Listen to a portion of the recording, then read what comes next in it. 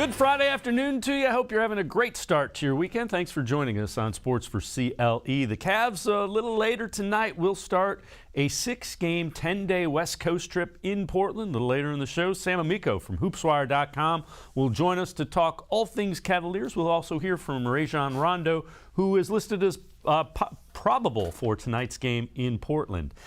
We begin by talking about the Browns getting ready to wrap up not the type of season anybody expected from the Browns. Their final game will be Sunday, 1 o'clock, against the Cincinnati Bengals. Kevin Stefanski talked about approaching that game, which is the end to what's been a season nobody expected.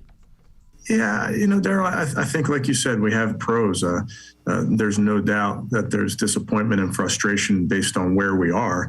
But as pros, we know that we have a job to do. We know that we got a game on Sunday versus, the division champs. We get to play in front of our home fans, another opportunity to compete. So I do think the guys understand that part of it. Let's welcome in Tim Bielik from the Plain Dealer, cleveland.com. Tim, when you look at it, the main thing is everybody get out of that one healthy, get to the offseason, and get things rolling for next year if you're in the Browns camp. Yeah, I mean, that's really just the key. I mean, obviously, not much else to play for. They're not going to get to the playoffs. They're not going to be above 500.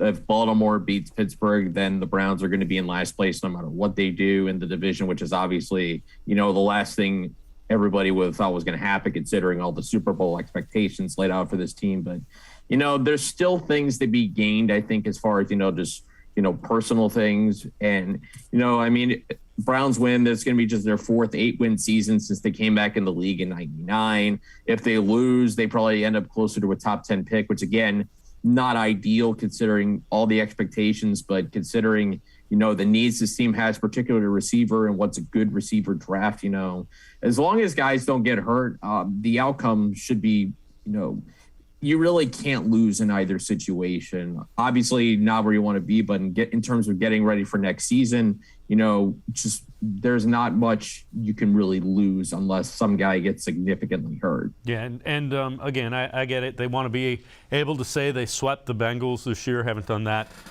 in a while, but at the end of the day, not the type of season anybody thought. All right, we're going to head to the voicemail of Truth and Reason. Again, got quite a few of them, so we're going to go through as many of them as we can get in. This one dealing with Kevin Stefanski. Yeah, my comment is about Kevin Stefanski. Is he a coach or is he an offensive coordinator? Is that what we have Van Pelt for? To coordinate the team? There's your problem, is the coaching. It's not Baker Mayfield. And Tim, it's important to note, Kevin Stefanski got the head coaching job because of his offensive ability, his offensive mind, the offense that he ran in Minnesota. So I can certainly understand why he wants to maintain play calling duties, why he has maintained play calling duties. Having said that, it wasn't a great showing offensively for the Browns this year. No, it wasn't. I think the play calling from Stefanski left a lot to be desired at times. Then again, we can also look at Alex Van Pelt and the one game he called. We can always go back to that third down at the end of the game. Should you have called that a run? Should you call it a pass or whatever? I know we talked about that weeks ago, but, I think when it comes to Stefanski, like you said, it's a tough decision to make. I mean, again, Stefanski got the job by and large because of what he did as a play caller in Minnesota. And in 2020, he did a pretty good job of calling those plays. But this year, it just hasn't worked out. The calls just haven't been right. The fourth down calls just seem like the situation was right to go for it in those moments, but the play calls just didn't work. So, and with the discipline issues that the team has, all the penalties they committed, maybe it's not a bad idea, at least to start next season with Van Pelt as your offensive coordinator, as your play caller, to let Stefanski focus on big picture stuff.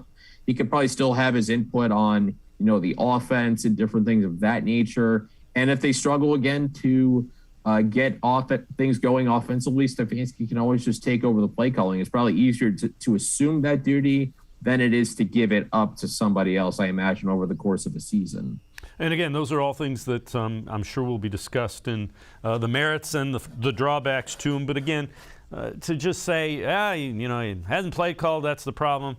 wasn't a good year for him, but the year before was good. Play calling is it's more of an art form than science, and there's a lot of feel to it, and it just felt like Kevin Stefanski never got into a rhythm calling plays this year.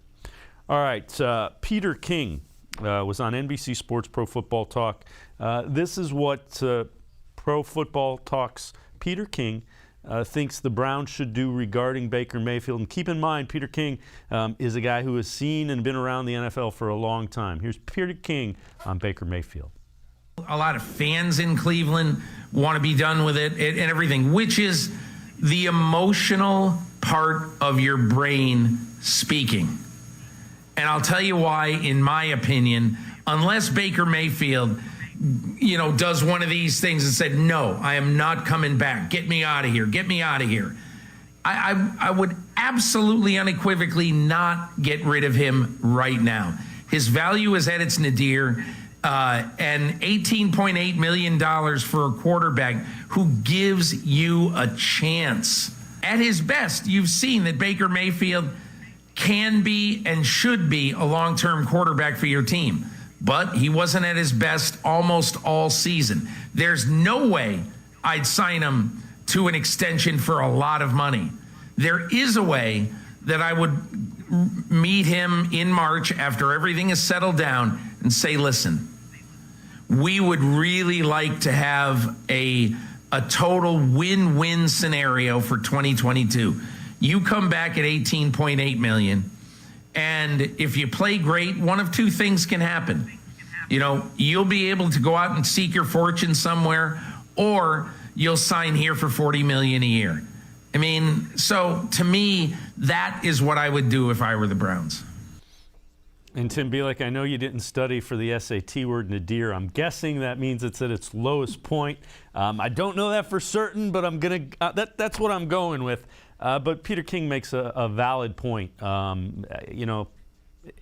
The more I hear Peter King, the more I think. And the other thing is what's the alternative? You always have to look at, what's the option at quarterback? Exactly. And that's what I think gets lost in the conversation of, moving on from Baker Mayfield. You can't just move on from him for the sake of moving on from him, because if you do, maybe you strike out on all your options and the best you have is, say, a second round pick or a third round pick this year as a rookie quarterback, which is even worse than an injured Baker Mayfield with a team that has the talent to compete potentially for a Super Bowl for the next couple of seasons. I was tweeting with somebody else about this on Monday night. There's a difference, I think, between being a bad quarterback and being a quarterback who's playing bad football. And I think Baker, with the shoulder and all the injuries, especially after the Arizona game, I think he's in column B, where he just hasn't played well, but he's still got talent. There's no question about it. We've seen the talent. It's not like he forgot how to play football just because he injured his shoulder. I think he lost a lot of value, by playing these final 10 games or so, probably after Arizona might have been a good time for him to shut it down, to get the surgery, and to be ready for 2022. And playing these games while injured and not 100%, it's hurt him, and it's clearly hurt his value to where he's going to have to rebound in 2022. And for the Browns, if you're going to move on from him, you got to have a plan, and you got to know for a fact that you're getting somebody that's better than him. And I know Kirk Cousins' name's come up. I think that's lateral. And the reason Kirk Cousins looks better right now, number one, he's healthier. And number two, he's got two star receivers to throw the football to, and Adam Thielen and Justin Jefferson. If you give Baker Mayfield those guys, I guarantee you he looks a lot better than he did this season, or even in 2020 when he had the receivers he has now and was much healthier. Baker's just a quarterback who seems like he doesn't play, who really struggles when he's not healthy. And even also looking at Twitter, Sam Monson brought up a good point from Pro Football Focus, brought up a good point, is when things are going well, Baker, he plays well.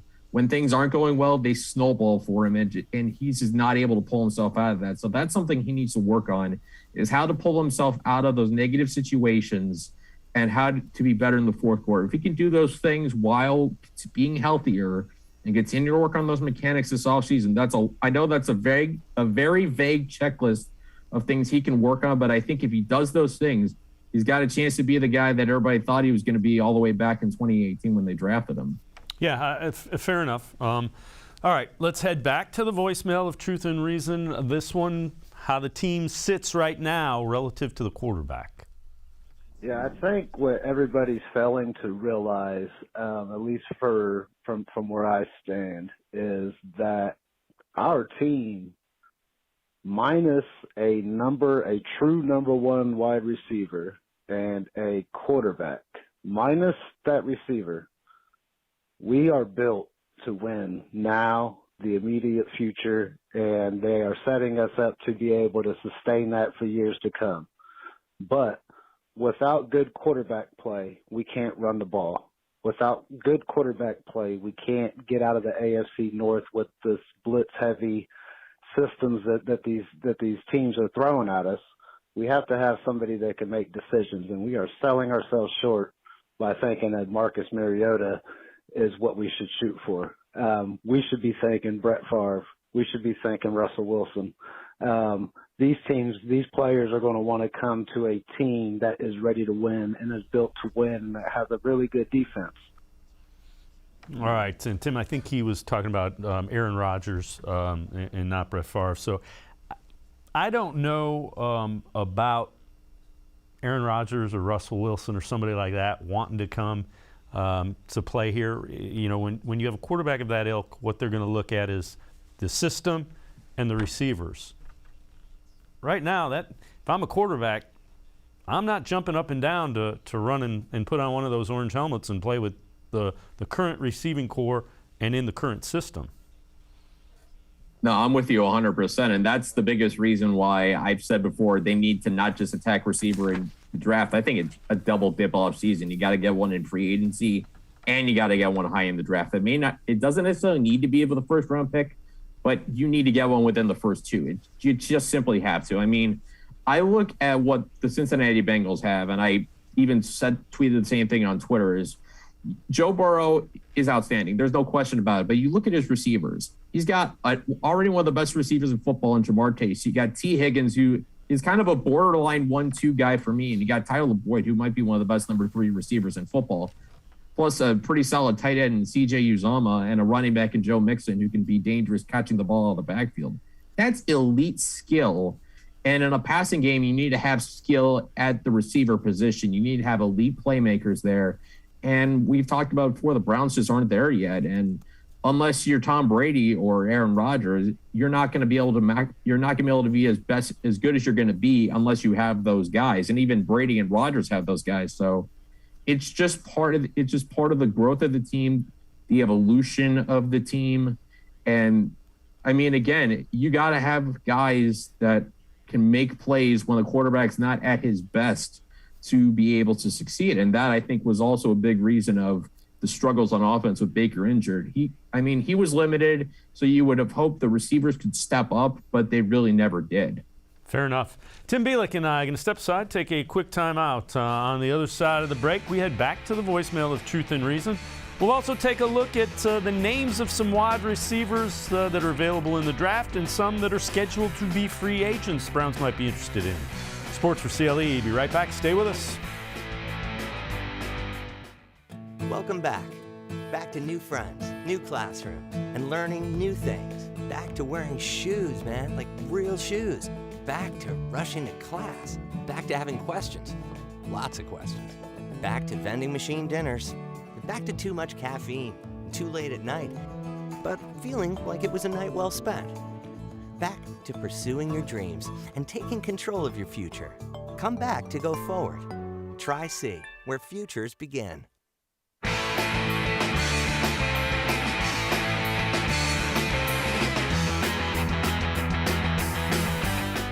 Browns getting ready to wrap up the season Sunday, 1 o'clock, First Energy Stadium against the Cincinnati Bengals, who are the champions of the AFC North this year. Time for us to head back to the voicemail of Truth and Reason. This one about Baker Mayfield and not making a hasty decision here. Hi, Steve Lannon. I've watched every game and tried to analyze it, but when it gets down to it, I think injuries is what really messed the season up, especially with Baker. So I think we don't want to overreact. Remember, we're the team that got rid of Bill Belichick and Nick Saban.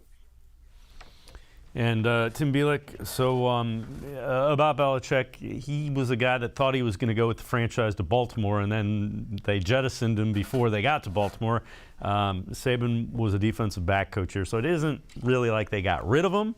But to his point, you have to take everything in context, and it wasn't only Baker's injuries. Everything else, the line, the wide receiving core, everything was banged up all at once. Yeah, and I mean, unless you're one of the all-time great quarterbacks, you can only overcome so much at the position. When it comes to Baker and, the Browns' decision this offseason, I think you got to take emotion out of it and understand, why he was not successful this season. And there's reasons for that, obviously. We saw them all play out. And I always believe that there's more than one reason for everything, that you can't point to one thing in particular. And with quarterback in particular, it's hard enough to play well when everything's functioning at its best. But when guys are injured, continually going in and out of the lineup, when play calling can be inconsistent, when the opponents are playing very, very good football, and especially when the quarterback is injured, you combine all that stuff, and it's just a gigantic snowball that, like I said before, unless you're Peyton Manning or Tom Brady, you're not going to be able to overcome that. So I think, to me, I've said before, the best thing the Browns can do is just keep everything intact and just add to it. And I think if they panic and, decide to move on from him, I think that's a bad decision. And it's kind of one of those mistakes that you don't want to be on the wrong end of those unless you know for a fact he's not your guy. If you move on from him and goes elsewhere and has a career like Drew Brees did in New Orleans, it's going to reflect badly on the organization for the next several decades, and that's the last thing that the Browns need. All right, we're going to head back to the voicemail of Truth and Reason, and this one about Kevin Stefanski and the offense. Yeah, I called the other day, and I just want to make a couple comments. I believe the defenses of other teams has caught on to Stefanski, because you ever think about it, he's only thrown a couple deep passes, and everybody else is playing umbrella coverage. He's only thrown it 10 to 20 yards. They need to run Chubb a lot more and Kareem, have both of them on the field at the same time to confuse the defense and make that safety come down so they can go over the top.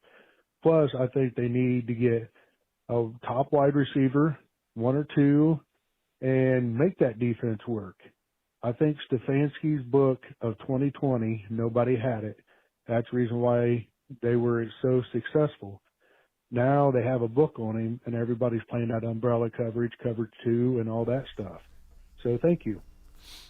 All right. And Tim, I think there's something to that. And what I would say is the way the Ravens and the Steelers, teams in the division, not necessarily the Bengals, because the Browns offense put up 41 on the Bengals, but the way they were able to defend the run kind of leads me to believe, I don't know if it was tendencies, if there were keys, if there were tells.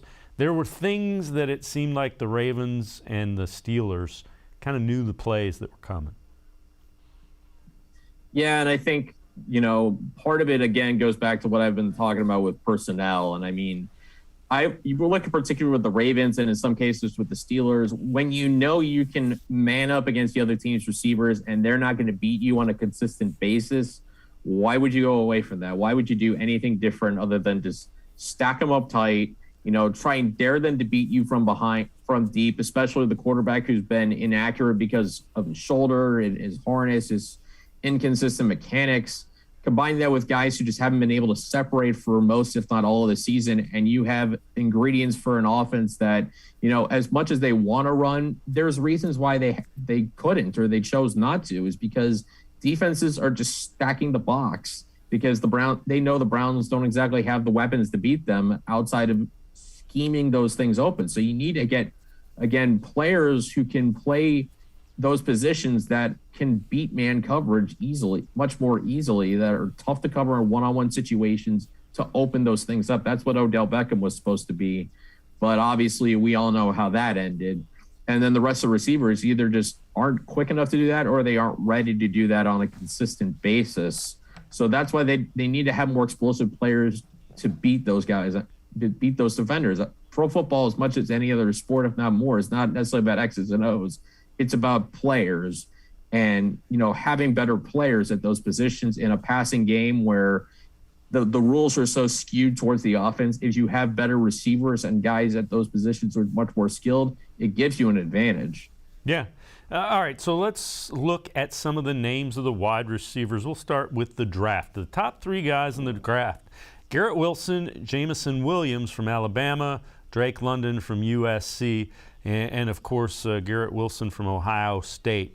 I would think all 3 of those potentially would be extremely appealing to the Browns.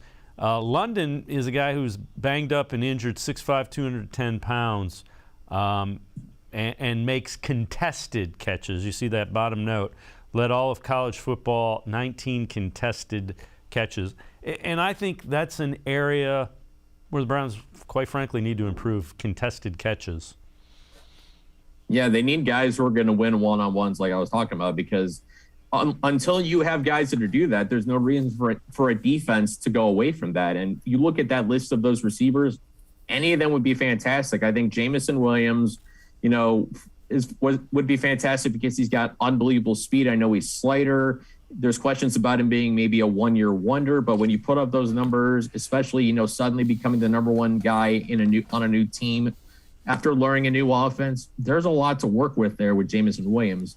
Drake London's a guy I've been particularly high on because I've been saying that the Browns probably need to go with a guy who's bigger, a physical, kind of what I call the physical forces, as I call them, and a bigger guy that a shorter quarterback like Mayfield will be able to find more easily. And a guy who's 6'5", 210, I mean, how do you man cover that guy unless you have like prime Richard Sherman or somebody of that height who has that ability to match up with guys who are just that much taller than Drake London? That's kind of the T. Higgins theory of work. And then Garrett Wilson's obviously the popular choice.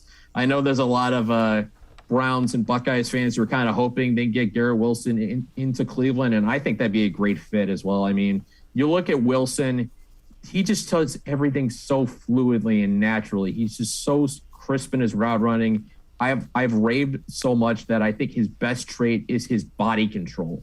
The way he can manipulate his body, both running and even in midair, adjusting to catches, the way he can control all those things is absolutely special. I know there's size issues, but if you can get open, that's the biggest thing. And Garrett Wilson can get open and can make plays happen after the catch. There's not a lot that he can't do. The only concern for the Browns would be if you're not in a position to go get him, which case Jameson Williams, Drake London, or the guy you didn't have on the list, Traylon Burks from Arkansas, any of those guys I think would be great fits there. All right, let's take a look at some of the wide receivers that are due to be free agents. Devontae Adams, don't think you're going to get him. Allen Robinson's an intriguing name from the Bears. Mike Williams. DJ Chark is interesting. Michael Gallup tore his ACL, so that's there. Also intrigued by Mike Williams. A guy to keep an eye on, Emmanuel Sanders with the Bills. That's a guy that played in the 49ers offense and is just one of those reliable pro-type wide receivers that seems to find a way to get open and get separation. Yeah, and I look at that list. I think the number 1 target in my mind of that group is Allen Robinson. I mean, he's put up great numbers without very good quarterbacks. I mean, you could argue the best quarterback he's played with is Justin Fields right now. So you put him in this offense, you make him the number 1, you put him with Baker, who we know when he's healthy, he's very accurate, he can be aggressive, he loves to give his guys a chance at times. I think Allen Robinson could thrive in that role. Mike Williams would be another one. I love his size. Maybe he does. When I look at the Chargers, I think eventually you have to start worrying about saving money up for Justin Herbert's massive contract extension, which he should get in a couple of years. Obviously, he won't be eligible for 2 more seasons, but once he is, they're going to just back up the Brinks truck for him, maybe 2 of them to get him. And then DJ Chark is interesting as well. I liked him and his athletic profile. Maybe he's a little more raw than you like of those free agent types, but he's an interesting guy as well. Bottom line for the Browns is I think if they can get one of those big name guys to come in along with a high draft pick, and you can remake this receiving core overnight. I know there's going to be an adjustment period at the beginning of the season, probably similar to what we saw with the defense. but there's no reason to think that if you have better receivers along with Baker, that you can't have an effect where because he's playing with better weapons, that he's going to play better. Like I mentioned, it's the same thing with Kirk Cousins. Great receivers make quarterbacks better. Yeah, absolutely. Tim Bielik and I are going to step aside, take a quick time out. On the other side of the break, we head back to the voicemail of Truth and Reason, one about Baker, one about the offense. We'll also hear from Myles Garrett on becoming a more vocal leader. Sports4CLE, be right back. Stay with us. The Ohio Lottery Partners in Education program recognizes role model students and teachers from across Ohio. Nominations can now be done completely online. To nominate a deserving teacher or student, go to ohiolottery.com. In the About section, find Partners in Education. There you will find links to the nomination forms. Students kindergarten through 12th grade can be academic all-stars. Teachers can be honored as a Teacher of the Month. The Ohio Lottery Partners in Education, where stars shine.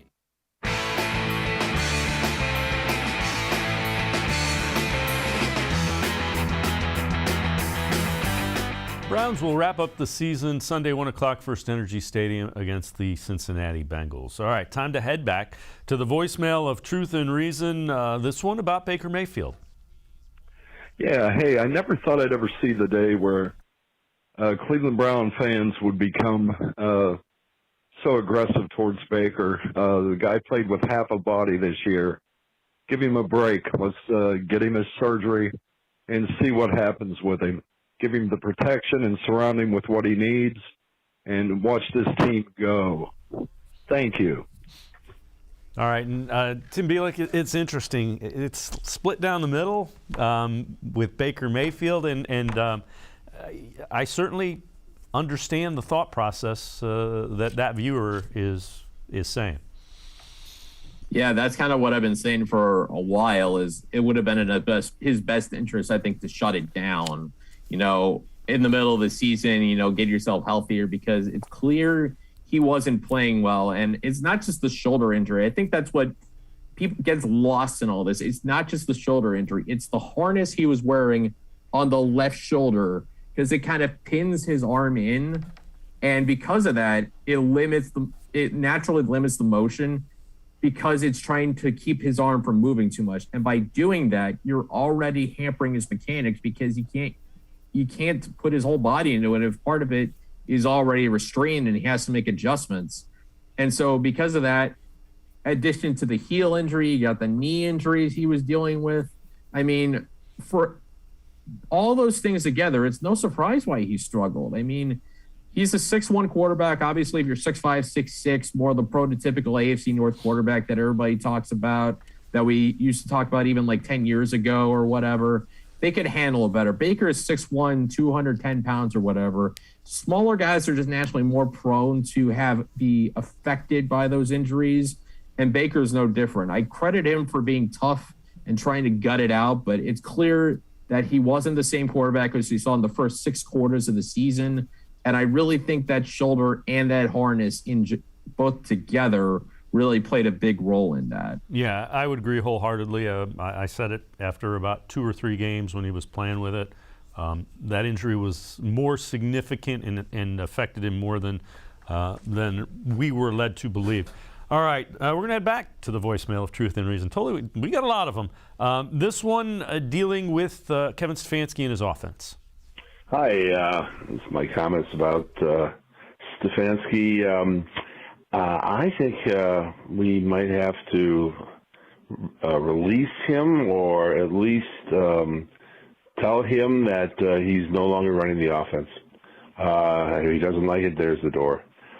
His conduct Monday with the right tackle was it was inexcusable. The fact he wouldn't put anyone out there to help him, and running this 1950s offense, the 3 tight ends, the only one in the NFL doing it. And there's a reason. Defenses are too fast. All right, we appreciate all the voicemails. Guy was coach of the year last year. Let's not forget that. The offense was not good this year. It just didn't get it done. Totally didn't get done. And I think, I kind of agree with him in the sense that I think Stefanski should be held accountable in a way for not having more help for James Hudson on the right side against TJ Watt. I mean, he's there. He's got a chance to set the NFL single season sack record, and he was sensational. And putting James Hudson out there on an island when he struggled all season and really just has not really played well since being drafted. I think that was obviously a huge problem, but I disagree with this being a 1950s offense. I mean, to me, 1950s offense is full house backfield. You have a fullback and you run the fullback 20 times. You're not throwing 20 times a game. You're maybe throwing 12 times a game in the 1950s or whatever you're doing. That's more of a 1950s offense. I think what Stefanski was doing this year is more calling plays to the personnel he has. And what I said with the Browns is they have three good tight ends who could be on the field, but receiver is a different story. Again, Jarvis Landry's been banged up all season. Donovan Peoples-Jones, I think he's taken a step, but he's still inconsistent. We've seen flashes at times from Anthony Schwartz, but he's not ready. Wasn't ready for the kind of role that everybody expected him to have this season. So I mean, that's the reason I think he ran three tight ends more often, because it's just what he had. If he's got 3 or 4 quality receivers, then you could run more 4 receiver sets. But at this season, he just didn't have those guys. So you call an offense to what you have versus what you want to be, I think. Tim Bielik, a reporter for the Plain Dealer as well as cleveland.com, and I are going to step aside, take a quick time out. On the other side of the break, we hear from Myles Garrett and head back to the voicemail of Truth and Reason. Sports4CLE, we'll be right back. Stay with us. When it comes to selling you a mattress, most retailers are handing you a long line of extra steps that drive up costs and create confusion. At the Original Mattress Factory, we simplify the mattress shopping experience by building mattresses and box springs in our own local factories and selling them direct to you. It's short, sweet, and simply makes sense. So experience more than just the mattress store. Experience an original, the Original Mattress Factory.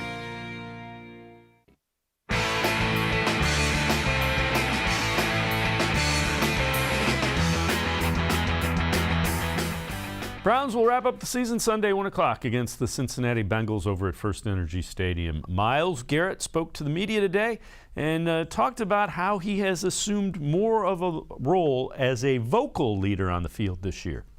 I think you hit the nail on the head right there. I'm just feeling comfortable with saying what's on my mind and speaking my piece, and not being afraid to say what needs to be said, whether it's in the media or in private to my team or to my coaches. I feel like you don't need to hold back on the truth if it needs to be heard. So, if I need to do that next year, then I'll do it. But if we need somehow to get a kick in the ass or a jump start, I'm gonna be that guy. And Tim Bielik, it was great to see the development along those lines with Myles Garrett this year. That's definitely one of the positives you can take out of the season. Him and the defense as a whole, I think, really becoming what we all expected that defense to be when they made those signings and draft picks during the offseason.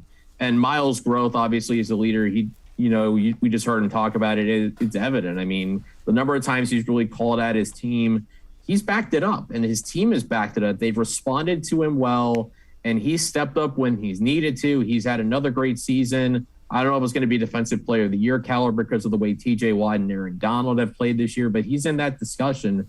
And when you're that leader, you got to back it up on the field. And Myles Garrett is one of those guys who backs up everything he says. So there's no doubt that the Browns have a guy at defense who's that cornerstone, and he's got the ear of that defense. And when he calls them out, they respond. I mean, it's part of why this defense has become as good as it is because you have a guy who's among the best in the game at what he does. All right, we're going to head to the voicemail of Truth and Reason one more time. This one, again, about Baker Mayfield. Yeah, hi, this is Steve Jennings, and I just wondering, did everybody enjoy Baker's performance in 2020? That was a healthy Baker. I think you ought to give him a chance to get healthy again and try it over because I think he's really good for the Browns. I think he upbuilds the team and get back to normal with him. And again, as I said, it's fascinating, the even split. But again, plenty of support for Baker Mayfield in addition to those that are looking for the alternatives. Yeah, and I mean, if you're going to go for alternatives, they have to be far better alternatives. You can't just make change for the sake of change, as I was talking about earlier. But, he brings up a good point. It's like I was talking about earlier, that it's not like Baker Mayfield forgot how to play good football. It's just that I didn't think he was going to be able to because he was physically limited. He's not himself, clearly, because of the left shoulder and the harness. Then you add in the lower body injuries, the hits he's taken, playing behind an offensive line that has had guys coming in and out of the lineup, especially at the tackle positions, inconsistent play at receiver, inconsistent availability at running back throughout the season. It all adds up. And if those things are in better position, again, I think Baker would be better for it. And I think if he can get healthy, it's just going to come down to the offseason work for him, what he can do in the offseason to keep his mechanics sharp and to regrow his confidence and figure out what's gone wrong for him in the fourth quarter and find ways to fix that. He can do those things in the offseason. There'd be no reason we shouldn't see 2020 Baker again. Yep, I agree wholeheartedly. All right, Tim Bielik, as always, appreciate the time and the insight. Thanks very much, Tim. You got it. Have a good weekend, guys. Thanks for having me. All right, have a great weekend. Tim Bielik, make sure you read them, pages of the Plain Dealer, as well as cleveland.com. Each week, in conjunction with the Ohio Lottery Partners in Education program, we recognize role model students from all over the state of Ohio. Today, we head to Trinity High School over in Garfield Heights to meet Micaiah Irving, who was very successful both on the court as well as in the classroom for the Trinity Trojans. Here is Micaiah Irving, this week's Ohio Lottery Partners in Education Shining Star.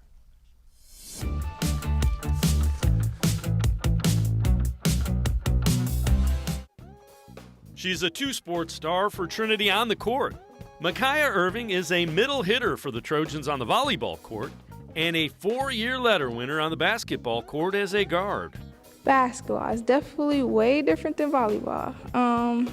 It's my favorite sport, though, I will say. I like the competition, and I love how it brings out the type of person you are. I definitely think that basketball brings out competitiveness, heart, and toughness. She's just not that type of person that's going to brag about who she is.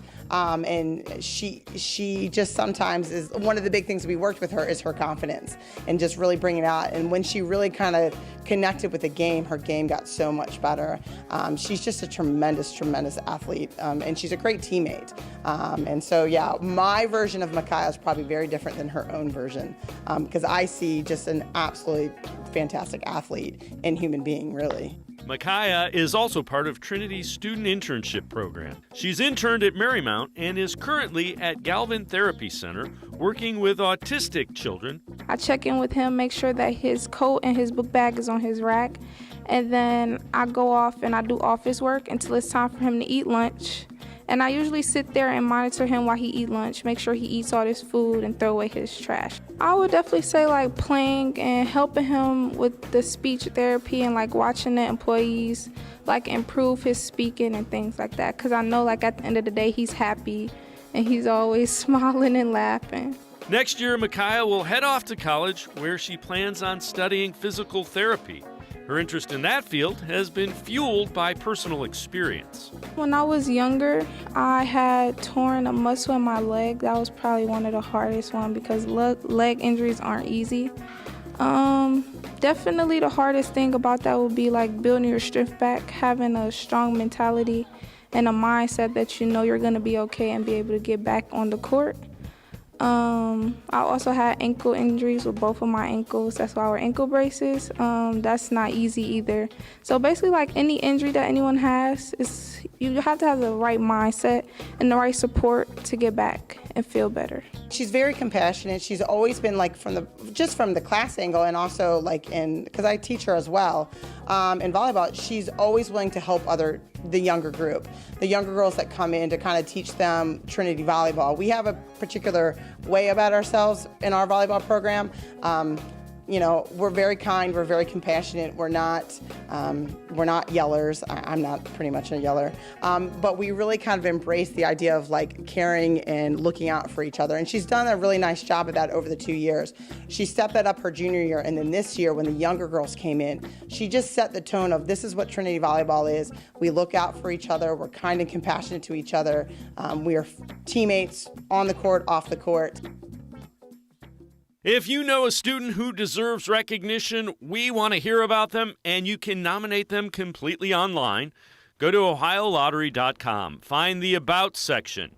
Click on Partners in Education. There you will see links to nomination forms. Nominate that student as an academic all-star, and they could end up being featured as our next shining star. All right, well done, Micaiah Irving over at Trinity High School. We're going to step aside, take a quick time out. On the other side of the break, we turn our attention to the Cleveland Cavaliers getting ready for a West Coast trip. We'll also hear from the newest Cavalier, Rajon Rondo. Sports4CLE will be right back. Stay with us. Welcome back. Back to new friends, new classroom, and learning new things. Back to wearing shoes, man, like real shoes. Back to rushing to class. Back to having questions. Lots of questions. Back to vending machine dinners. Back to too much caffeine. Too late at night. But feeling like it was a night well spent. Back to pursuing your dreams and taking control of your future. Come back to go forward. Tric-c, where futures begin. The Ohio Lottery Partners in Education program recognizes role model students and teachers from across Ohio. Nominations can now be done completely online. To nominate a deserving teacher or student, go to OhioLottery.com. In the About section, find Partners in Education. There you will find links to the nomination forms. Students, kindergarten through 12th grade, can be academic all-stars. Teachers can be honored as a Teacher of the Month. The Ohio Lottery Partners in Education, where stars shine. I am powerful beyond my wildest imagination. I will define my future.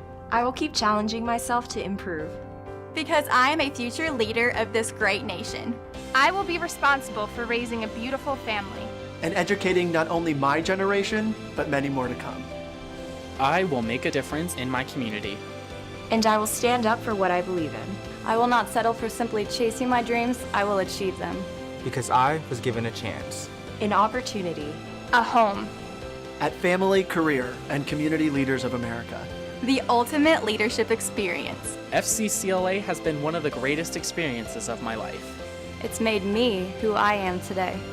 Join us. We'll build a new future together.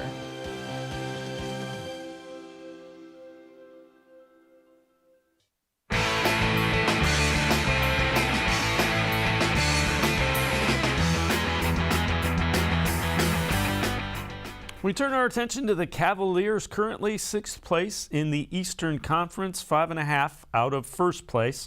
The Cavs go on a 6-game, 10-day road trip starting tonight in Portland. They've lost 4 of their last 5, but were shorthanded for most of those games. Let's welcome in Sam Amico from hoopswire.com. And Sam, how important is this upcoming road trip, and how impressed have you been with the Cavs, who have been shorthanded, still finding a way to be competitive in most of those games? To answer your first question, the road trip is obviously the longest one of the season, 6 games. It's of great importance when you're talking about, you look at the playoffs at the end of the year. Right now you're in the 6th spot in the Eastern Conference, so you're going to want to have, to at least try to get 2 of these 6, preferably 3 or 4. But if you can get 2, you're going to manage to stay within that playoff race, within striking distance. Other teams that are ahead of you have some tough games coming up too. So it's vital, not only for the playoff race, but to keep your confidence and to keep the belief in everything you're doing and that it's working. So that's the first part of it. And secondly, so far, you can't help but be impressed, with everything they've done in terms of being able to overcome and stay competitive in most games without Darius Garland until, earlier this week, with Ricky Rubio going down.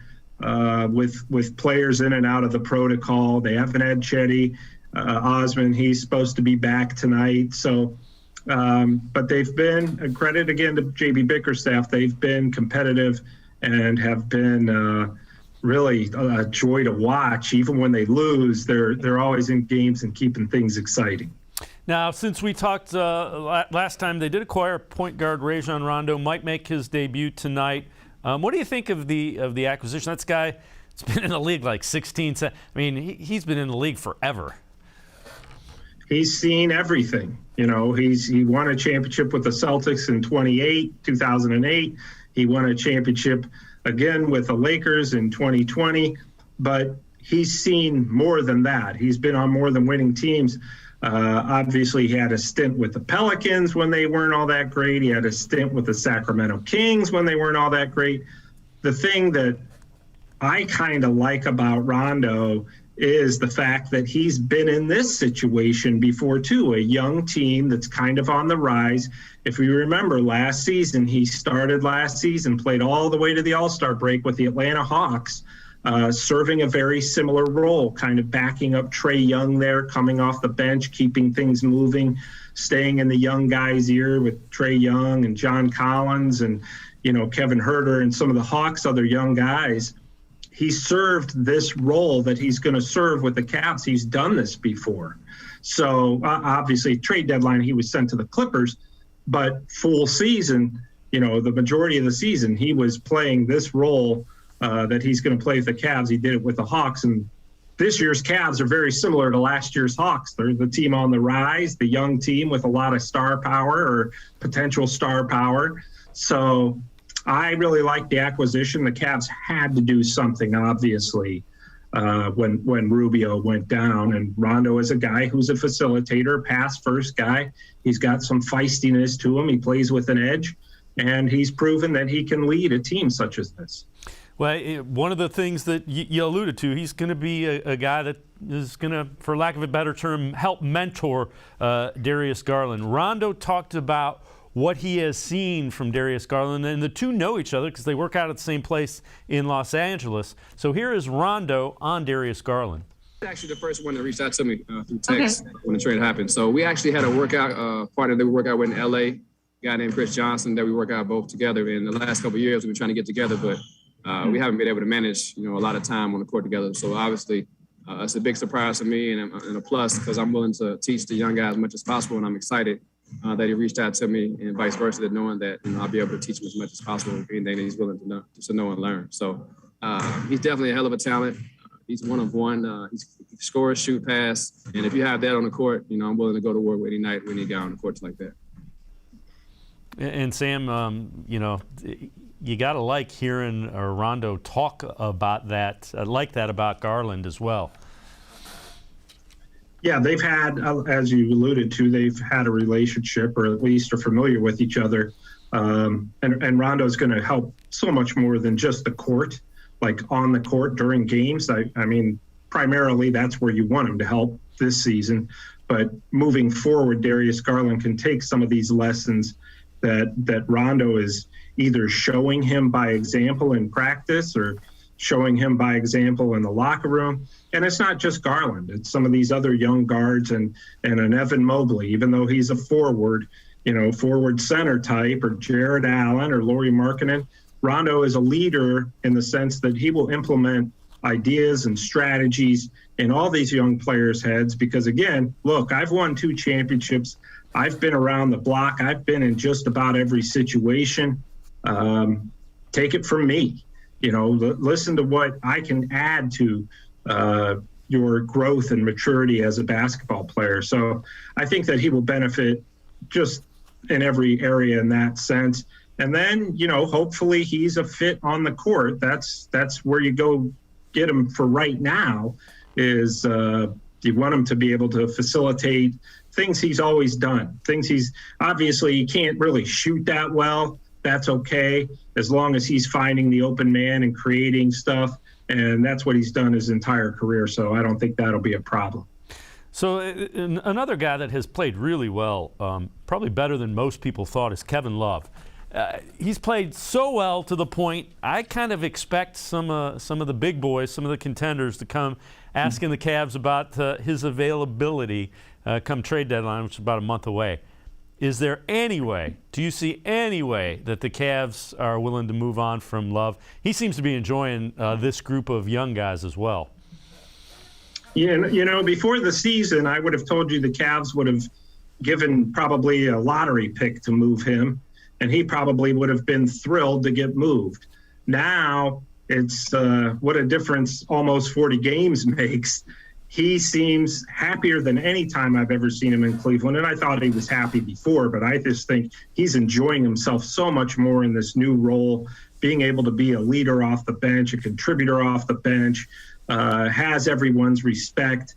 You know, he doesn't have to be real vocal. I don't think Kevin likes being real vocal. That's just not his personality on the court when it comes to, you know, leading other guys by kind of coaching them. He just kind of leads by example and fits in. And he's never been a better fit. Again, I give him a lot of credit for that. I give Kobe Altman, the general manager, a lot of credit for that, for creating such a better culture. I give JB Bickerstaff a ton of credit for that. JB and Kevin have been tight for some time. But I also give the young guys some credit for that, because they have made this a fun place to play. They have been coachable. They've been a unit. They've been enjoying themselves. And for a veteran player like Kevin Love, that just makes it so much more fun. You know, to answer your question, sure, because he's having kind of a rebound season of sorts and showing what he can do off the bench, absolutely. Other teams are going to come calling and, you know, see what the Cavs might be interested in. But I can tell you the Cavs are really going to want, you know, a nice set of players in return for him if they were to move him. I'm not saying they're going to totally be against moving him, but it would take, hey, give us 2 or 3 veterans that are going to come in and make the similar contribution as Kevin did if we're going to move him. But right now, no, they're not. You know, before they were exploring deals last year at this time with Kevin Love, and now they're not doing that. They may take the calls and listen, but they're not actively making calls to see if, you know, somebody else will take. Yeah, you know, again, the turnaround has been stark, and it's been fun to watch. Sam Amico and I are going to step aside, take a quick time out. On the other side of the break, we will talk to guys that might be able to step up and kind of adjust their roles and help the Cavs keep going. We'll also talk trade deadline. A little bit over a month away, February 10th. Some names to listen out for. Do we think the Cavs will try to add to this roster? It's been pretty darn good. Sports for CLE. We'll be right back. Stay with us. When it comes to selling you a mattress, most retailers are handing you a long line of extra steps that drive up costs and create confusion. At the Original Mattress Factory, we simplify the mattress shopping experience by building mattresses and box springs in our own local factories and selling them direct to you.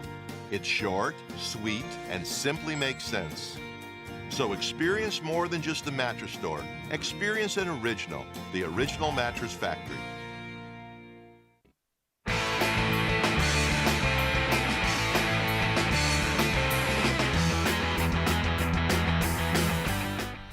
We continue talking Cavs. Again, they will play the Portland Trailblazers, first of a West Coast trip tonight out in Portland. Let's bring back in Sam Amico from hoopswire.com. Sam, Cavs, as we've alluded to, have been without a number of key guys. You know, Colin Sexton lost for the year. You've had Allen and Mobley out of the lineup.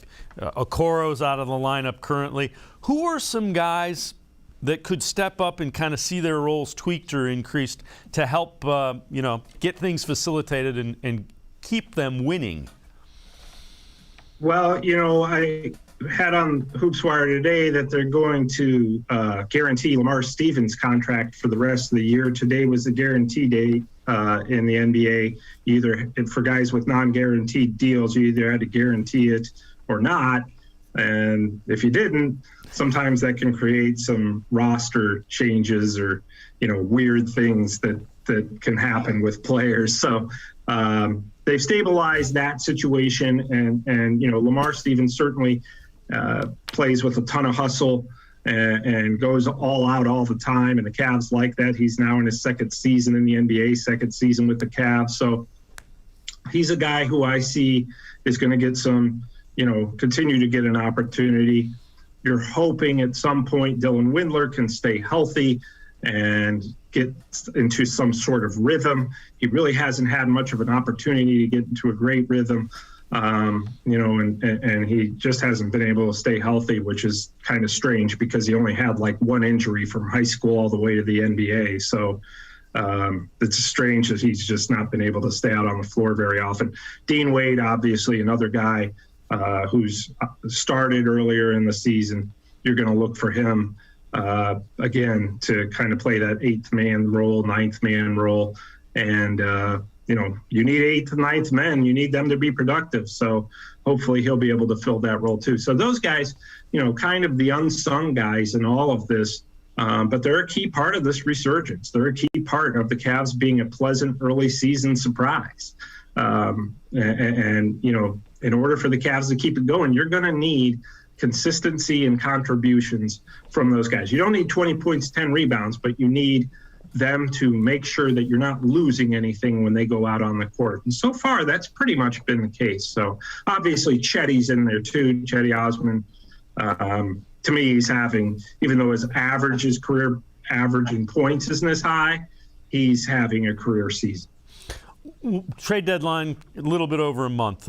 February 10th is the trade deadline. Do you expect the Cavs to be active? I mean, when you say 6th seed, 5.5 out, I would think a team that hasn't been to the playoffs in a few years, I would think they're going to, okay, what can we add? How can we make these guys even a little bit better? Yeah, without question. I know that even though they got Rondo, they're still looking for some more playmaking.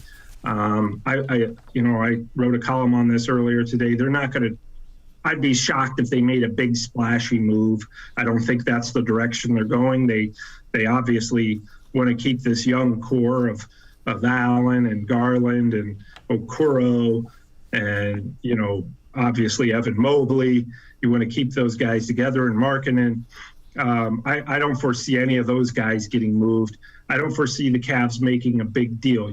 I know that they've talked to the Pacers about Caris LeVert. We've been over that already. He's somebody that they would still have an interest in, depending on what Indiana's looking back. You're not going to mortgage the farm for Caris LeVert. You're not going to break up your core for Caris LeVert. Is Colin Sexton a movable piece? Maybe. I don't know that for sure. I don't know that the Cavs are bringing him up in trade talks, but you factor in the fact that he's going to be out for the year. He's got a knee injury. He's entering restricted free agency at the end of the season. Maybe that's a piece that you send to a team that's on the lookout for young talent. If you want to make that playoff push and get the scoring that a LeVert can offer you right away.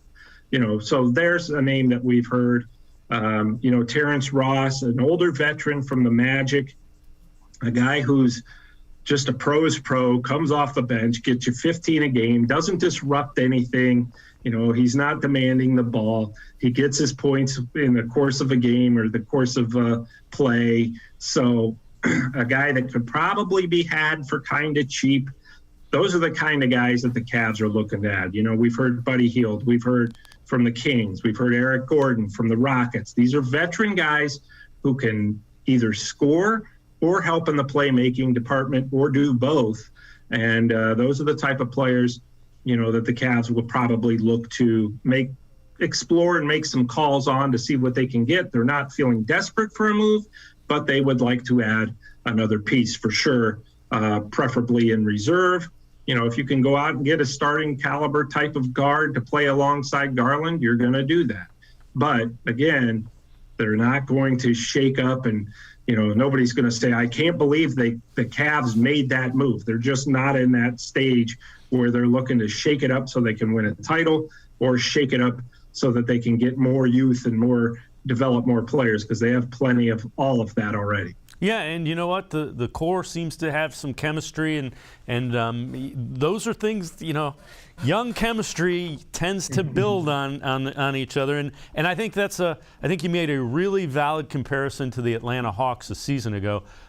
If the Cavs are this year's Atlanta Hawks, I think Cavs fans will sign up for that and enjoy the ride.